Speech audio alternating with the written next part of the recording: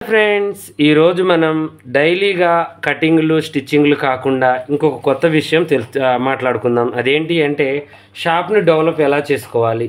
షాప్ని డెవలప్ చేసుకోవాలి అంటే కొన్ని మనం చేయాలండి. అవి ఏంటి అంటే నేను ఇప్పుడు మీకు చెప్తాను అనమాట. ఫస్ట్ మనం ఏంటి అంటే గిరాకు మనకి టైలర్ జీవితం అనేది ఎలా ఉంటుందంటే గిరాకు ఉంటేనేమో కుప్పలు కుప్పలుగా అసలు ఇక సీజన్ నెట్టుకొని పడుతుందండి, విరుచుకొని పడుతుంది. ఒక్కరోజే 10 పెళ్లి బిల్లులు వస్తాయి. ఇక ఆ రోజు ఒక 2-3 పట్టుకునేసరికి మనకు తలనొప్పి వస్తుంది. ఇక అవి కుట్టి ఇచ్చేసరికి దాంట్లో మంచిదేదో చెడ్డదేదో కుదిరేదేదో కుదరదేదో వాటిని ఫేస్ చేసి వాటిని ఆలోచించి అది ఇది అనగానే మొత్తం పెళ్లి సీజన్లో మొత్తం ఒక 10-15 కంటే ఎక్కువ అందియలేము మనం పెళ్ళిళ్ళు. ఇక అయ్యే పెళ్ళిళ్ళు 2000-3000 ఊళ్ళో, కానీ మనం ఏవి అందియలేము. అలా వస్తే లేదంటేనే ఒకేసారి మూడాలని ముహూర్తాలు లేవని పెళ్ళిళ్ళు లేవని అవి లేవని ఆ పండుగ అవి ఉందని ఇది ఉందని చెప్పేసి ఒకేసారి ఒక 3-4 నెలలు ఆఫ్ చేస్తారనమాట. టైలర్ జీవితం ఆగితేనేమో స్ట్రక్ అయిపోతుంది సెల్లులాగా, లేదంటేనేమో సాగిపోతూ ఉంటుంది.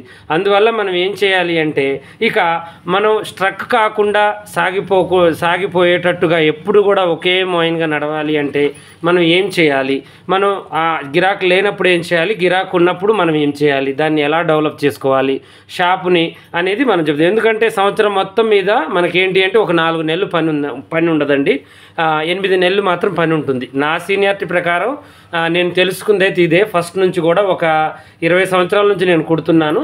ఒక 4 నెలలు మాత్రం మనకు పని ఉండదు. ఆ 4 నెలలు కూడా ఎలా ఉండదు అంటే కనీసం ఇక ఒక బ్లౌజ్ కూడా రాదనమాట. ఇక పై కుట్లు లూజులైనవి, జిప్పులు పోయినవి, చినిగినవి ఇవే వస్తుంటాయి అన్నమాట. ఇవి కూడా ఇక ఏంటి అంటే మన ఖర్చుల మందం మనం ఏదో ఈరోజు మాదేదో పెద్ద షాపు చిన్న షాపు ఇంట్లో కుడుతున్నామని కాకుండా అవి తీసుకోవాలి, ఓపిక కుట్టుకోవాలి, చేయాలి. ప్రతి ఒక్కళ్ళకు కూడా అది అవసరం. ఎందుకంటే ఇది కూడా మనకేంటంటే షాప్ను డెవలప్ చేయడానికి ఉపయోగపడుతుంది. ఒక పాత కుట్టే కదా మనం ఎందుకు వేయాలి అని నెగ్లెక్ట్ చేయొద్దు. సీజన్లో అంటే మనకు కొంచెం పని ఉంది అని చెప్పి నచ్చ చెప్పుకోవచ్చు, తప్పు లేదు. అన్ సీజన్లో ఏం చేయాలంటే ఏదొచ్చినా చేతులు వేయమని వచ్చినా, చీరలు అంచులు కుట్టమని వచ్చినా, చిరిగిన గుడ్డలు వేయమని వచ్చినా, పై కుట్లు వేయమని వచ్చినా ఇలాంటి ఆల్ట్రేషన్లు వేసి కస్టమర్ దగ్గర తక్కువ డబ్బు తీసుకుని వాళ్ళని ఆకట్టుకోవాలన్నమాట. ఆకట్టుకోవడం అంటే ఇక డబ్బులు వద్దని చెప్పేసి చేతులు వేస్తే ఏముందండి 50 రూపాయలు వస్తాయి. 50 రూపాయల కోసం మనం ఏం చెప్పాలి, నెక్స్ట్ టైం మీరు వచ్చినప్పుడు గుడ్డలు తీసుకుని రండి, ఇక బ్లౌజులు డ్రెస్సులు అవి తీసుకొస్తే చాలండి, వీటికి ఏముందని చెప్పేసి అలా మనం కొన్ని చూసి చూడనట్టుగా వదిలేయాలన్నమాట. అలా వదిలేయడం వల్ల ఏమవుతుందంటే ఈ యొక్క ఒత్తిడి అనేది మనకి ఏమవుతుందంటే మంచి సీజన్లో మనకి రిజల్ట్ అనేది వస్తుందన్నమాట. అన్నిటి దగ్గర పట్టొద్దు. కొంతమంది ఏం చేస్తూ ఉంటారంటే రూపాయి దగ్గర 2 రూపాయల దగ్గర గీచులు ఆడుతూ ఉంటారు. ఒక్కొక్కసారి ఒక్కొక్క పెళ్లి బిల్లు వల్ల నాకు కూడా చికాకు పడుతుంది. ఏమవుతుందంటే వాళ్ళకి ఎంత తగ్గించినా ఎక్కువే వేశారు మీరు అని అంటుంటారు. పెళ్లి బిల్లు కానీ ఫంక్షన్ బిల్లు కానీ ఏది కానీ. అలాంటి వాళ్ళని మనం ఏం చేస్తామంటే ఒక జిడ్డు మేళం అంటారు చూడండి, వాళ్ళు పట్టించే 5 జాకెట్లకి 10 మంది వస్తారనమాట. పక్కన 10 మంది వచ్చి 10 మంది 10 మాటలు అంటారు. పెట్టిన మోడల్ మళ్ళీ ఇంటికి పోయిన తర్వాత మళ్ళీ మార్చుకోమంటారు. అలా ఉంటుంది.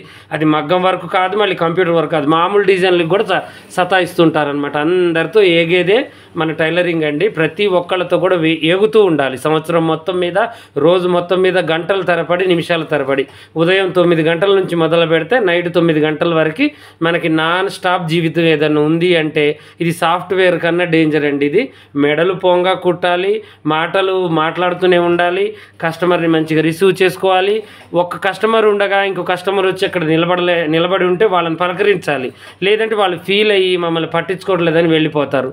మళ్ళీ ఫోన్లోనో లేకపోతే మాట్లాడడమో నేను వచ్చినప్పుడు పట్టించుకోలేదని తర్వాత వాళ్ళు ఎప్పటికో బయటపడతారు. అలా ఉంటుందన్నమాట. ఎందుకంటే మనిషి సైకాలజీ ఎలా ఉంటుందంటే టైం ఇచ్చేంత ఉండదు ఎవరికి. ఇప్పుడు మనం కూడా ఎక్కడికన్నా వెళ్తే టైం ఇస్తామా, ఇవ్వలేం.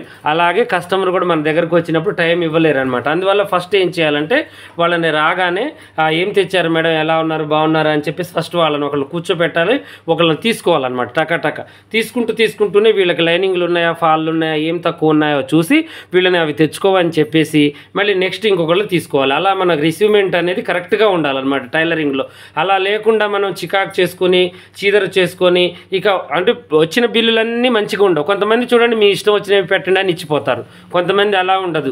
ఒక 2 గంటలు 3 గంటలు మోడళ్ళు చూసి మళ్ళీ వాళ్ళకి నచ్చినవి ఏవో పాత మోడళ్ళు మనకు చూపించి ఇవే తక్కువ కుట్టు అని చెప్పి మన దగ్గర వేసి వెళ్ళిపోతారు. అది కాదనలేము మళ్ళీ. ఎందుకంటే మంచి వాళ్ళు ఉంటారు, చెడ్డవాళ్ళు ఉంటారు, ఉన్నవాళ్ళు ఉంటారు, లేని వాళ్ళు ఉంటారు. వీటిలలో అన్నీ కూడా చూసి మనం కుట్టాలన్నమాట. కుట్టుకుంటూ ఈ జీవితాన్ని అలా నెట్టుకుంటూ పోతుంటేనే మన టైలరింగ్ అనేది సాగుతూ ఉంటుంది. ఎప్పుడైనా కూడా అడ్డు అదుపు అనేది ఉండదు అనమాట. ఇంకోటి ఏంటంటే చిన్న చిన్న పనులు.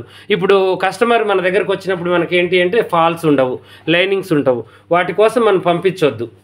వీలైనంత వరకు మన దగ్గరే ఉంచుకోవాలి. అవి ఫాల్స్, లైనింగ్లు, వెనక బొందులు, హ్యాంగింగ్స్, చిన్న చిన్నవి ఏదన్నా ఉన్నా కూడా వాటికి సంబంధించినవి మొత్తం మన దగ్గర దొరికేటట్టుగా ఉంచుకోవాలి.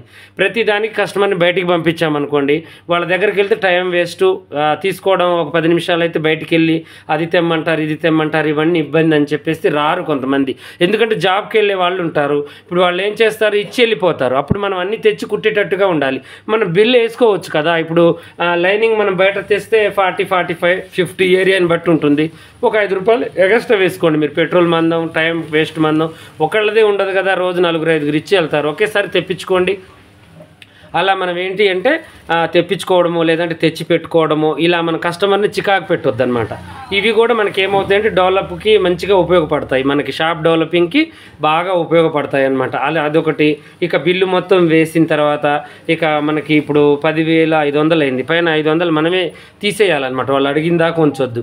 ఇక అవసరమైతే ఆ 10,000లో కూడా 500 తగ్గించుకునేటట్టుగా ఉండాలి. ఎందుకంటే వాళ్ళకి అసలు కన్నా కొసరు మిన్న అని ఎక్కడికి వెళ్ళినప్పుడు ఏం చేస్తుంటారు, కూరగాయలకి వెళ్ళిన దగ్గర ఎక్కడికి వెళ్ళిన దగ్గర ఫ్రీగా వచ్చింది చూస్తూ ఉంటారనమాట. అలాగే ఇప్పుడు మన దగ్గరకు వచ్చినాక కూడా వాళ్ళకి ఏంటి అంటే ఏదన్నా ఒకటి తగ్గిస్తే బాగు అన్న ఫీలింగ్లో ఉంటారు. వాళ్ళు లేకపోయినా పెళ్లి కూతుర్లు తల్లులు, వాళ్ళ అమ్మమ్మలు, వాళ్ళ పక్కనున్న అత్తయ్యలు, పెద్దమ్మలు, పెదనాన్నలు, ఇలాంటి వాళ్ళు ఏంటంటే చాలా తక్కువగా రావాలి. ప్రతి ఒక్క ఫీలింగ్ ఎలా ఉంటుందంటే బట్టలు కొనడానికి వెళ్ళడానికి వచ్చినా ఎక్కడ తక్కువ వస్తాయి, ఎక్కడ తక్కువ, వాళ్ళు పెట్టేది వేలు లక్షలే పెడతారు అక్కడ. కాకపోతే వాళ్ళ మైండ్ సెట్లో ఎలా ఉంటుంది, ఎక్కడ తక్కువ ఉంటుంది, ఎలా తక్కువ చేయాలి, ఎక్కడ తక్కువ పెట్టాలి అనేది ఉంటుందన్నమాట. అలాంటప్పుడు మనం వాటిని ఏం చేయాలంటే వాళ్ళని మనసు నొప్పించొద్దు. కస్టమర్ రాగానే గుడ్డలు తీసి ఇవ్వగానే చాలా బాగుంది కలర్ కాంబినేషన్, ఎక్కడ తీసుకున్నారు, ఎంత అయిందని వాళ్ళ మనసుకి ఒక కుదుటనివ్వాలి. ఏంటి ఈ కలర్ ఇలా ఉంది, ఇక నీకు వేరే కలర్ దొరకలేదా, ఎక్కడ దొరికింది, ఏంది ఇంత చండాలంగా ఉంది. ఎందుకంటే ఎవరి కలర్ ఎవరికి ఇష్టమో అది వాళ్ళ పర్సనల్ విషయం అది. ఎందుకంటే కొంతమందికి పింక్ ఇష్టం అయితే కొంతమందికి రెడ్ ఇష్టం ఉంటుంది. ఇప్పుడు మీకు పింక్ ఇష్టం, వాళ్ళకి రెడ్ ఇష్టం. మీ ఇష్టాలతో అక్కడ పని లేదు. కస్టమర్ తెచ్చిన దాన్ని మనం రిసీవ్ చేసుకోవడం మన గొప్పతనం. చాలా బాగుంది, ఈ క్వాలిటీ బాగుంది, ఎక్కడ తీసుకున్నారు, ఇలా తీసుకోవాలి. వాళ్ళ సెలక్షన్ని మనం నచ్చాలి. వాళ్ళు ఒకవేళ ఎలా ఉంది చెప్పని అడిగినప్పుడు మనం ఏం చేయాలి అంటే ఇలా ఉంది. కొంతమంది ఏమంటారు, ఎంత అవుతుంది ఈ చీర చెప్పండి, నేను ఏమైనా దండగ పెట్టాను అన్నప్పుడు మనకి క్లాతుల గురించి చీరల గురించి తెలుసు కాబట్టి మనం చెప్పాలి ఇలా అవుతుంది అని. ఒకవేళ 200 తక్కువ 200 ఎక్కువ చెప్పామనుకోండి, ఇక షాపుని బట్టి ఉంటుందిలేండి. అది కాక కొంచెం క్లాత్ కూడా స్మూత్గా ఉందిలేండి, కొన్ని క్లాతులు కొన్ని ఇప్పుడు క్వాలిటీలు అనేది ఉంటాయని అలా నచ్చ చెప్పుకోవాలి. ఎందుకంటే కస్టమరు అందరూ సేఫ్లోనే ఉంటారని ఏం లేదు. గుడ్డల దగ్గర లేకపోతే ఎక్కడో ఒక్కడ ఎక్కువ పెడుతూనే ఉంటారు, తక్కువ పెడుతూనే ఉంటారు. కొంత లక్కును బట్టి అలా జరిగిపోతూ ఉంటుంది. వాళ్ళ మైండ్ని మనం నొప్పించొద్దు అనమాట. వాళ్ళ మనసుని వాళ్ళ మైండ్ని ఎప్పుడు కూడా మనం ఇబ్బంది పెట్టకుండా మాట్లాడాలి. వాళ్ళతో మంచిగా మాట్లాడాలి, రిసీవ్మెంట్ బాగుండాలి. ఎంతమంది వచ్చినా కూడా చికాకు చేసుకోవద్దు. మెయిన్ ఏంటి అంటే చక్కగా మాట్లాడడం నేర్చుకోవాలన్నమాట. మంచిగా ఇప్పుడు మనకి టైలరింగ్లో ఏంటంటే మాటలే పెట్టుబడి. జీవితంలో ఫస్ట్ మనకు కావాల్సింది ఏమీ లేదు, మంచిగా మాట్లాడడం, నలుగురితో మాట్లాడడం. అన్ సీజన్లో ఏం చేయాలంటే వాళ్ళు ఎక్కడ కలిసినా, షాపింగ్ దగ్గరికి వెళ్ళినా, మన కస్టమర్లు మనకు కలబడినప్పుడు వాళ్ళకి వెళ్ళి చూడడం, నవ్వడం, హాయ్ చెప్పడం, ఏంది ఇలా వచ్చారు, ఏం తీసుకుంటున్నారు అని మాట్లాడడం, ఏంది ఈ మధ్య ఏం కుట్టియట్లేదని అడగడం, అలాంటివి చేస్తూ ఉండాలన్నమాట. వాట్సాప్ గ్రూప్ కూడా మనకి రెడీ అయి ఉంటుంది. ఆ వాట్సాప్ గ్రూప్లో కూడా వాళ్ళకి అప్పుడప్పుడు రెస్పాన్స్ అవుతూ ఉండాలి. వాళ్ళు ఏదైనా మెసేజ్ చేసినప్పుడు వాళ్ళకి మంచి మెసేజ్ చేశారు, మంచిగా మీ మెసేజెస్ బాగుంటాయి, ఇలా మనం ఏంటంటే రెస్పాన్స్ అవుతూ ఉండాలి. వాళ్ళతో టచ్లో ఉండాలన్నమాట కస్టమర్తో. ఇలా ఎంతమందితో ఉంటారన్నాయని మీరు అనొచ్చు టైం దొరికినప్పుడు. మనకి ఎలాగో స్టేటస్ ఎప్పుడో చూస్తూ ఉంటారు. లేడీస్కి చాలా అది కొంతమందికి అలవాటు అనేది ఉంటుంది. స్టేటస్ చూసినప్పుడు ఏదైనా స్టేటస్ మంచిగా అనిపించినప్పుడు బాగుంది, లైక్ చేయడము ఏదో ఒకటి అలా కొంచెం ఎంకరేజ్మెంట్ అలాంటివి ఏంటి అంటే మనం టచ్లో ఉండాలి కస్టమర్తో ఎప్పుడు. అలా విడిపోయినట్టుగా మనం ఉండొద్దు. ఇంకోటి ఏంటంటే ఎక్కువగా అప్పు ఇవ్వకూడదు. ఇది మహా చెడ్డ అలవాటు అనమాట. అప్పు ఇవ్వడం వల్ల కూడా ఏమవుతుందంటే ఇప్పుడు మనం 2000 అప్పు ఇచ్చాము, నెక్స్ట్ టైం మళ్ళీ వాళ్ళు గుడ్డలు తీసుకున్నప్పుడు వాళ్ళ దగ్గరికి వెళ్తే ఇప్పుడు మళ్ళీ ఈ 2000 నెక్స్ట్ ఇంకొక 2000 4000 ఇవ్వాల్సి వస్తుందని చెప్పేసి మంచి కస్టమర్ మనం పోగొట్టుకున్న వాళ్ళం అవుతాం. అడిగితే అప్పుడే బాధపడతారేమో కానీ తర్వాతకి రాకుండా వాళ్ళు ఆగిపోతారనమాట. కుదిరితే వాళ్ళు వస్తారు ఎలాగైనా. అప్పు ఇవ్వడం మహా చెడ్డ పని అండి. అది ఎప్పుడైనా కూడా అప్పు ఇవ్వండి, కాకపోతే ఒక 200 300 పోతే పోయినాయి అని వదిలేయండి, కానీ మొత్తానికి అప్పు ఇవ్వద్దు. మొత్తానికి అప్పిస్తే ఏమవుతుందంటే మళ్ళీ నెక్స్ట్ టైం వాళ్ళు రావడానికి ఆలోచిస్తారు, మనం అడ్డుకట్ట వేసిన వాళ్ళమే అవుతాము.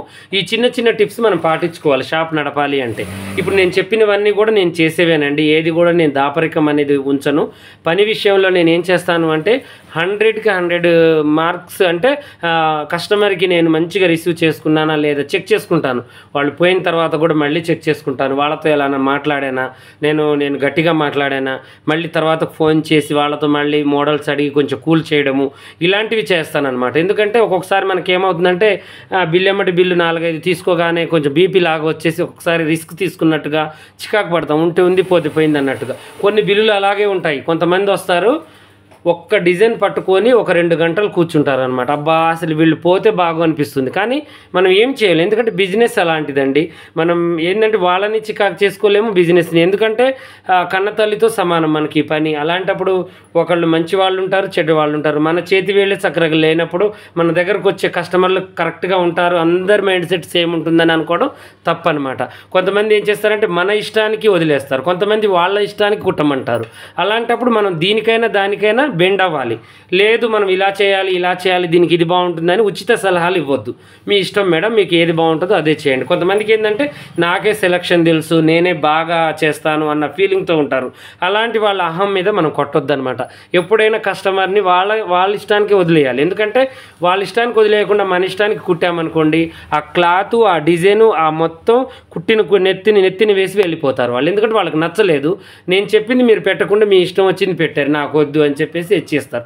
అప్పుడు మనం ఏంటి స్వతహా ఫస్ట్ నుంచి నష్టపోవాలి. క్లాత్ మళ్ళీ కట్టి ఇవ్వాలి, ఆడ కుట్టిన కుట్టుకూలి, టైము వేస్ట్, మాట్లాడింది వర్క్ గిర్కు మొత్తం వేస్ట్ అయిపోతాయి. అలా మనం ఏంటంటే కొన్ని తెలుసుకోవాలి. కస్టమర్ మైండ్ సెట్ని రాగానే కొద్దిసేపు మాట్లాడి వాళ్ళ మైండ్ సెట్ ఎలా ఉంది, వాళ్ళు ఎలా అయితే వాళ్ళు ఇచ్చేస్తారు, వాళ్ళని ఏం చేయాలి, ఏం లేదండి బాగున్నారా, కలర్ బాగుంది, చాలా బాగుంది, ఎక్కడ షాపింగు, చీర చాలా బాగుంది, ఇవి మాటలు చాలండి, వాళ్ళు చాలా హ్యాపీ అవుతారు. దాన్ని బట్టి ఇక మనం ముందుకు మూవ్ అనేది చేయొచ్చు. నాకు తెలిసిన 4 విషయాలు మీతో పంచుకోవాలి అని నేను ఈరోజు వీడియో చేశానండి. ఈ స్కిల్స్ ఒకటి మనం చేసుకున్నామంటే మాత్రం మన షాప్ని మంచిగా డెవలప్ చేసుకోవచ్చు. ఇవి మనకు తెలిసి ఉండాలి. కనీస టైలర్ హక్కులండి ఇవి నేను చెప్పినవి. ఇక చాలా ఉంటాయి ఇంకా, కానీ అవి ఏంటి అంటే ఇక ముందులో మీకు వీడియోలలో చెప్తూ ఉంటాను. ఇవి చిన్న విషయాలు మనం తెలుసుకొని మలుచుకుంటే మాత్రం షాప్ని నెంబర్ 1గా నడుపుకోవచ్చు. డైలీ మనకి ఎంత లేదన్నా 20 నుంచి 50 వేల దాకా ప్రతి నెల సంపాదించుకోవచ్చు. ఒక నలుగురికి పనిచ్చే వాళ్ళం కూడా అవుతాం. చూడండి, యూట్యూబ్లోనే కాదండి బయట కూడా చూడండి, లేడీస్ ఇంట్లో కూర్చొని బట్టలు అమ్ముకుంటూ రోజు 4 జాకెట్లు, 4 ఫాళ్ళు, 4 లైనింగులు అమ్ముకుంటూ ఇంట్లో కూర్చొని రోజు 500-600 సంపాదించుకుంటున్నారు. అంత తెలివి ఉన్నది అంటే మామూలు విషయం కాదు. ఫ్యామిలీని నడపడమే పెద్ద బ్రహ్మచక్రం. ఒక ఇంట్లో అన్నం వండి, కూర వండి, పిల్లగాళ్ళ బాక్స్ కట్టి, భర్తకు బాక్స్ కట్టి పంపించి మళ్ళీ ఇంట్లో ఉండి మిషన్ కుట్టి మళ్ళీ అదొక ఇప్పుడు వాళ్ళకి డబుల్ ఉంటుంది. ఇప్పుడు మా నాన్నగారు మా వాళ్ళు పెద్దవాళ్ళు అనేవాళ్ళు ఎప్పుడు కూడా ఆడ మనిషికి చాలా ఓపిక ఉంటుందిరా అంటే, ఎందుకు నాన్న అని నేను అడిగితే అనేవాళ్ళు, ఆడ మనిషి మనతో పాటు పొలంలో పనిచేసి మళ్ళీ మనం ఇంటికి వచ్చేసరికి మనకి వేడి అన్నం, వేడి నీళ్లు, వేడి అన్నం ఇచ్చేంత శక్తి దేవుడే ఇస్తాడు. వాడు పుట్టుకతోనే ఓపికతో పుడతారు. వాళ్ళు మనకన్నా శక్తివంతులు, వాళ్ళు మనకన్నా కూడా ఆలోచన విధానం ఒక స్టెప్ ముందు ఉంటుంది. అందుకని వాళ్ళకి ఏంటి అంటే మనతో పాటు పొలంలో కష్టపడతారు, మళ్ళీ ఇంటికి వచ్చి కూడా మనకి వాళ్ళ పని వాళ్ళు చేసుకుంది కాక పిల్లలది చేసి మళ్ళీ మనకి ఎదురు కూడా చేస్తారనమాట. వాళ్ళు అలా ఉంటుంది వాళ్ళ మైండ్ సెట్ అని అంటారనమాట. అంటే బిజినెస్లో జెంట్స్ కన్నా కూడా లేడీస్ ఎక్కువ రాణిస్తారు అని దీని అర్థం అనమాట. ఇప్పుడు ఏంటి అంటే చదువు ఉంది, చదువుతో పాటు తెలివి ఉంది, ఎలా ఎక్కడ ఖర్చు పెట్టాలి అన్న ఆలోచన, ఇవి చిన్నవి తెలిసుంటే చాలు మనకి ఇక బిజినెస్లో రాణించవచ్చు అనమాట. ఓకేనా. ఈరోజైతే కొంచెం నేను ఎక్కువగా మాట్లాడి ఎక్కువ వీడియో తీశానండి. నా మాటలలో ఏదన్నా కస్టమర్ల విషయంలో కానీ మిమ్మల్ని ఏదైనా అదాటిగా మాట్లాడుంటే మీ ఇంట్లో మనిషిలాగా నన్ను ఆదరించండి. నా వీడియోలు మంచిగా చూసిన వాళ్ళు ఎక్కడి నుంచి చూస్తున్నారు, నా మాటలు ఎలా ఉన్నాయి, మీకు ఇలాంటివి నేను చెప్పడం వల్ల మీకు ఏమైనా ఇబ్బంది అవుతుందా, ఇవన్నీ కూడా నా కామెంట్ సెక్షన్లో చెప్పండి. ప్రతి ఒక్కళ్ళకు కూడా నేను ఏంటి అంటే ప్రతీది కూడా అందజేయాలి, వాళ్ళు ఎప్పుడు వాళ్ళ కాళ్ళ మీద వాళ్ళు నిలబడాలి అని ఒక మంచి సలహా ఇవ్వాలి, ఎప్పుడు కూడా నాకు తెలిసినవి నేను చెప్పాలనే ఒక విషయంతోనే నేను ఈ వీడియో అనేది మొదలు పెడుతూ ఉంటానండి. అది పని అయినా, కటింగ్ అయినా, మాటలైనా, ఏవైనా కూడా అది నాకు ఏదైతే ఉపయోగపడుతుందో అది మీకు చెప్తూ ఉంటాను. ఓకేనా.